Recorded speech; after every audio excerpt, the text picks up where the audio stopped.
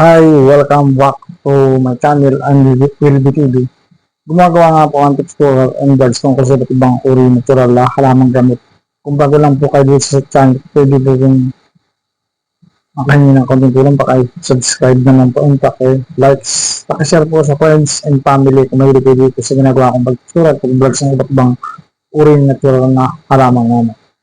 Bali, ang tutorial po ngayon, yung pagkakaiba ng tao na maingat sa katawan at pagkakaiba ng tao na hindi maingat sa katawan. Mapapansin natin, di ba?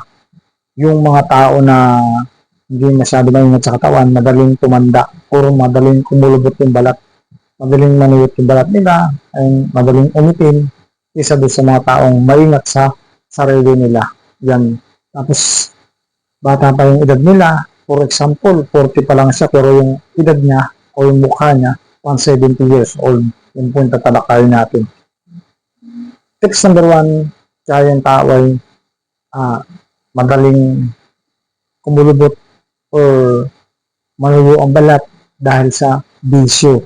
Unang-una po dyan yung paninigarilyo. Kung kayo po ay nagsisigarilyo mula sa pagkabata hanggang sa pagtanda, maaari po kayong tumanda kaagad ng maaga pa kahit bata pa yung edad ninyo, pero yung hitsura ninyo, yung katawan ninyo ay kulubot na yung balat ninyo, nanunuyot, tapos na itim, gano'n, kahit medyo maputi kayo.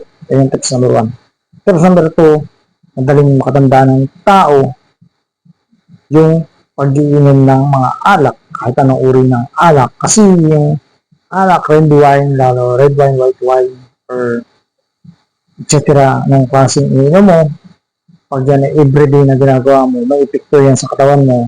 Hindi ka pang magkasakit sa puso, magkasakit ka sa kidney, o sa baga, sa atay, yan. O yung balat mo ay magkaroon ng kaliskis, panunuyo ng balat dahil sa epekto ng alak sa araw-araw mong pag-inom, lalo ng mga red wine, kahit lalong mainit yung panahon, tapos nahinga ka pa uminom ng tubig, mas marami yung alak doon sa tubig. Pwedeng tumanda yung mukha mo o kumulubot kung araw-araw ka umiinom ng alak. Tips number 3, pwedeng tumanda agad yung mukha mo kapag ikaw ay yung express na express. Alam mo ba yung express? Ang express ay agad na nakakatanda ng mukha. Maging sa babae, sa lalaki. Kung araw-araw kang express, araw-araw ka may problema, how many years na mabubuhay ka tapos ganyan yung mangyayari sa'yo, kahit maputi yung balat mo or didipis ka kapag ikaw ay na-encounter o naka-problema ng iba't ibang problema na mabigat o hindi masyadong mabigat, maepekto yan sa balat mo, maepekto yan sa health mo o sa lifestyle mo. Pwede kang tumanda agad, mahulog yung balat mo o yung kilay mo palaging nakatayo. Dati hindi naman naka-smile yung kilay mo yan. Yan, tips number 3. Tips number 4, pwedeng tumanda yung mukha mo, yung bilad na bilad ka sa init ng araw. For example, naka-contraction ka. Siyempre, kapag naka-construction ka at lalo na yung building, tinatayo pa lang, expose ka sa sikat ng araw, lalo na kung summer, tapos wala ka pa na magandang pananggalang sa sikat ng araw, maputi ka, iitim ka dahil sa expose ka nga sa sikat ng araw, tapos yung balat mo, mangungulubot yan or may epekto yan sa balat mo o sa kalusugan mo kapag palagi ka nakabilad sa init ng araw. Yan yung tips number 4. Tips number 5, pwedeng tumanda ka agad yung palagi kang puyat. Alam mo ba, ayon sa pag-aaral, kapag puyat ng tao, pwede kang tumanda ka agad, lalo na kung nasa 40 ka na o higit. Alam niyo bakit? Kapag ikaw ay puyat, napakadami mong sinasakripisyo. Unang-una yung tulog mo na 8 hours na para pagdating na alas 10, yung balat mo ay mag-repair ng maganda o humiyang o yung uri ng dugo mo ay maging stable. Tapos alas 4, ganun din, magre-repair yung balat mo, parang stable din yung dugo mo o yung daloy ng dugo mo at yung balat mo hiyang, pag-gising sa maga, hindi. Yan yung epekto ng pagpupuyat. Din, kapag ikaw ay puyat, yung lakas ng katawan mo nawawala. Yung sobrang lakas. Hindi gaya nung normal ka lang pumapasok at hours tapos umuwi ka na galing sa trabaho. Then ikaw naman kung ikaw ay tiyak, then diretsusin ka yan mga 12 hours, minsan 20 hours, 24, yan. Malaking epekto sa katawan yan. Pwedeng tumanda agad yung katawan mo.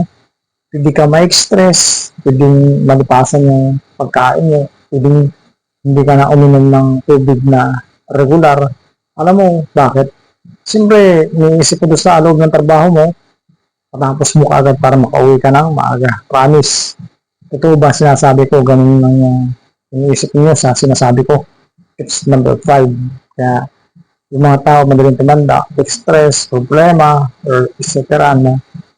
Tips number 6, madaling tumanda yung tao. Kung ikaw ay nagmamariwana o nagsasabu ka, anong mga bisyo mo na sobra-sobra, nagpibip ka, epekto sa kalusugan, pwedeng masira yung kidney mo yan at ay utak o pag-iisip mo o bumagsak yung katawan mo, manuyot yung balat mo, etc.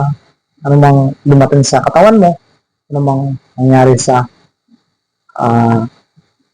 isip mo or sa habit mo sa araw-araw kaya madaling tumanda yung mga tao, babae o lalaki. Unang-una sa lalaki kasi babae naman maingat yung iba, marami kasi sa babae maingat sa katawan, matutulog na maaga, hindi abusero sa katawan, gano'n. Karamihan ng yung lifestyle talaga napupunta doon sa mga lalaki kasi sila yung padre de pamilya, sila yung dublikayod din. Yun naman ng mga babae yung tawag dito, ilaw ng tahanan, di ba? Yung nagpapalakad, yung pinalagaan ng anak nila, naglalaba, etc. Nagluluto para sa pamilya niya. Yan. Yan yung tips number 6. Kaya madaling tumanda yung tao, epekto sa lifestyle na rin. Step by step, panoodin niyo kung na-search niyo itong video na ito na madaling tumanda yung mukha mo kahit yung katawan mo ay madaling tumanda yung katawan mo at yung hitsura mo, yung face mo. Pero yung edad mo, bata pa. Yan.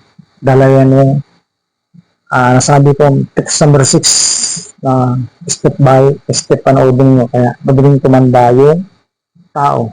And pahabol, kung ikaw ay walang partner, hindi ka na nakikipag-sex o hindi ka mahilig sa sex, madali pa rin patanda. Alam niyo bakit?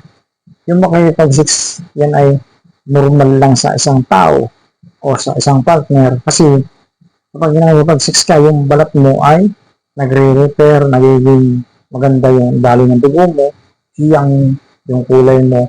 Then, yung mga sakit na hindi dapat mo na ma-encounter, yung mga sakit na hindi mo dapat na maranasan, ay naranasan mo kung wala kang partner o wala kang sex style. Yan. Nakakatulong na rin ng pag-sex kung ikaw ay gusto mong mahibing-hiyang or wala ka masyadong sakit. Yan yung tips number 7, pahabol, and tips number 7. Okay? So, bago lang po dito sa channel ko, pwede bang makahingi ng kabing tulong, paki-subscribe, paki-likes po, and paki-share po sa friends and family kung mahilig kayo sa ginagawa kong pag-tutorial kung umalag sa iba't bang way natural na halamang gamot. Thank you for watching ang TV. Bye-bye. Mabuhay kayo lahat.